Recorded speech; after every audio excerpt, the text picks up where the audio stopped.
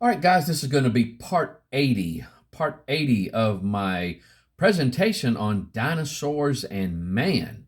And so, in this one here, we're going to start talking about dinosaur tracks, fossilized dinosaur tracks. And so, now the study that we're talking about is the study of ichnology or ichnofossils, or trace fossils. And we went over that on the last video. So if you haven't seen the last video, please check that out. And so, but if you'll notice on the screen here, all the what I did is you'll see the areas of the globe numbered.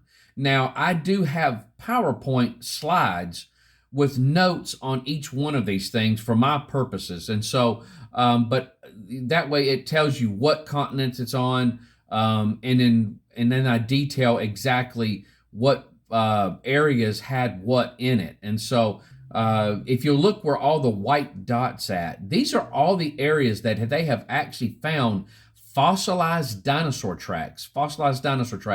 And if you'll notice all the way at the bottom at Antarctica, they have actually found fossilized dinosaur tracks in Antarctica.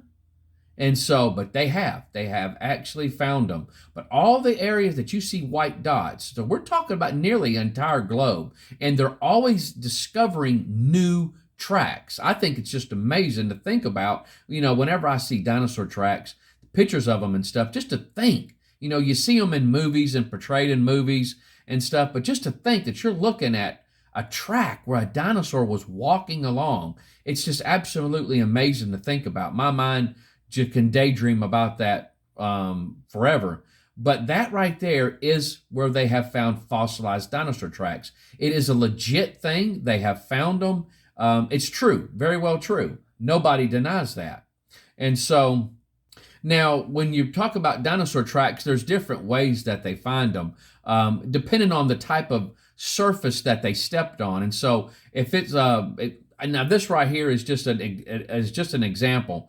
And so mud captures, if you notice that first one to the left, it says mud captures a clear impression of the foot, including some fine detail. And so would be like mud that's not really that sloshy. And so when the dinosaur steps on it, it doesn't sink down into the ground. And so it gets more of a good, firm, clear impression. So the softer the sediment is, it's not so detailed. You lose some details, even though the impression of the foot is there. And so that would be more like the middle one there. Mud is squeezed between the digits or the toes or the claws, but a clear impression is still recorded. And so you can see that three-toed dinosaur there. Now the last one is where it's more liquid mud. And so mud flows around the foot, leaving a distorted substrate, but no clear footprints. And so on some of the human tracks that have been mistaken, or some of the tracks that have been mistaken for human prints, this right here is what has happened, where the mud kind of filled in the dinosaur track. And then as erosion happened, it ended up showing that it was actually a dinosaur track after all, and not a human print. And so that is one of the arguments that some people say about the human prints, is that sometimes it's just a distorted dinosaur track. And so, but not all of them are this. Not all of them are distorted dinosaur tracks. And so that's the thing. And we're going to look at some details, and you're going to learn more about that when I start showing you sharing Ian's videos. When we get to that part, that's when I'm going to start sharing Ian's videos. And so now those of you on my YouTube channel, if you just go to my playlist of dinosaur and human footprints, fossilized footprints, I have a playlist about that. You will see all types of videos concerning this topic, and you'll see Ian's videos already on there. And so if you want to just go ahead and jump ahead, but this is right here is what you're going to see. This is some of the things that they have seen. Now, this right here is some of the really good footprints that they've gotten. And if you'll notice on the far left, there is a clear footprint, and you can see the skin pattern from the dinosaur footprint. And over to the left is a claw mark. You can see actually the claw coming out of that. And so Absolutely, just an incredible footprint. It says to preserve footprints, you need the right type of environment, which is very true. The ground needs to be sticky enough so that the footprint leaves a mark, but not so wet that it gets washed away. You need that balance in order to capture and preserve them. And of course, they will still need to be buried quickly. That is key, guys. It needs to be buried quickly under another type of sediment before being eroded away. So if you got somebody that's going to walk along a sandy beach, like some of these human footprints have been found in the past that have been validated as real human footprints, they always say they walk along a beach. Well, the only thing is, the problem with that is that those prints would have to be covered up quickly, rapidly by another sediment before a water comes in, a tide comes in and washes them away. You're not going to get footprints on a beach that's going to stay after you've done walked in it. And so even if you're out in the woods in the middle of nowhere, if you have a footprint, the next rain that comes through is going to wash away the footprint. It would have to get buried immediately, something like you would see in a flood scenario.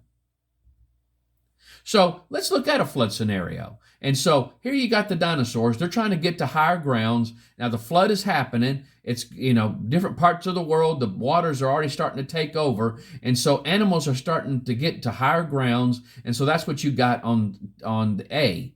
You notice that A over to the far left top. And so you got your three dinosaurs up there, and say one of them's got to lay some eggs. So they just got to go. When you got to go, you got to go. So the dinosaur decides to lay the eggs where they could lay them. And so biology hits in, and so it goes ahead and lays the eggs, and you got the dinosaurs stepping on that sediment there, and so it's making the footprint. So here you go. So the waters are going up and down as the waters are taking over the world. The waters will be high in some others, and then it'll start to go down, and sediments are laid and brought in as this is happening. So B, you got some sediments that are brought in, and so let's just say that Parasaurolophus, it couldn't take it. So it died. It got covered up. It drowned. It couldn't get above that water. It wasn't a good swimmer. So it died. And so it was buried under that sediment with those eggs. And so the other dinosaurs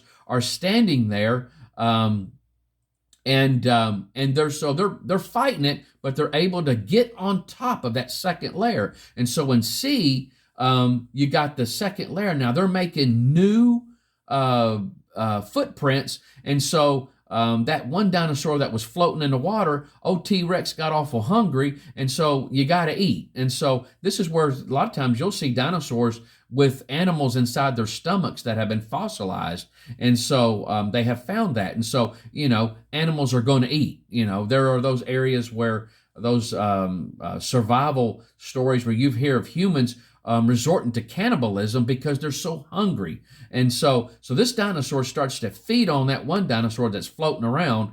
And so that's where you start getting some of those predatory marks on bones and stuff like that. You will see that. And so these dinosaurs, at the last of their life, they're trying to hold on as much as they can. So they were able to get to that second area, and they start to make new footprints and eggs again. Egg nests have been found with little or no evidence of nests being made. They just drop the eggs wherever they can because they gotta go. Like a hole being dug. So there's no nest, there's no type of protection for the eggs. They just lay them where they have to. Without protection, the eggs being porous would have dried out. So these eggs were laid as the flood happened, and they were getting buried awful quickly. Now, what has been found in the past is they have found dinosaur footprints in ceilings of a coal mine. And right here is a picture of a dinosaur footprint in the ceiling of a Colorado coal mine. What's up with that? So this is what happens. Let's just say the sediments that those dinosaurs were walking on were plant sediments. They were plant sediments, and so they stepped on it and started making footprints into that.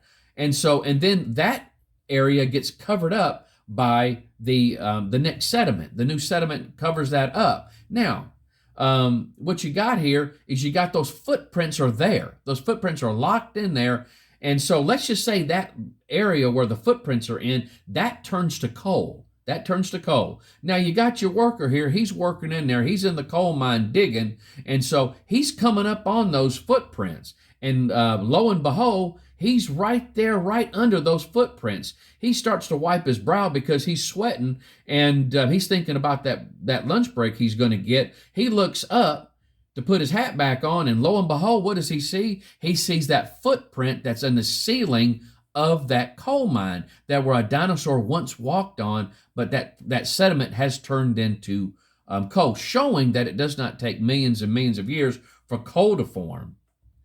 Now, tracks are always found on flat bedding plains with sedimentary rock, which would have been laid down flat. Different layers of sediments have similar dinosaur tracks. So they found that. So you got different types of sediments as the floodwaters is bringing in new sediments. Those dinosaurs are just stepping in on the new sediments, or maybe it's the same types of dinosaurs. Maybe some of those dinosaurs were killed off or swept away, but you got maybe a whole herd of them, like they have found herds of dinosaur trackways, and maybe those other dinosaurs are still walking on the new sediments. So you're getting the same type of dinosaur tracks in multiple layers of sediments, but it's right on top of each other. By the secular timeline, those different sediments would be millions of years apart from each other. That's highly unlikely. Tracks erode shortly after being made, depending on weather conditions, just like I've said before. It may take hours, days, or weeks for the tracks to disappear. In a flood scenario, the tracks would be covered by the next cycle of flood sedimentation, just like we mentioned before with those pictures. In the secular timeline, tracks are preserved over time. Again, highly unlikely. Let's go ahead and we're going to stop right there. When we come back, we're going to talk about some of these human tracks that have been found, these fossilized human tracks. You guys be looking forward to the next one. I love you. Y'all take care, and I hope the Lord blesses you real good. Bye-bye.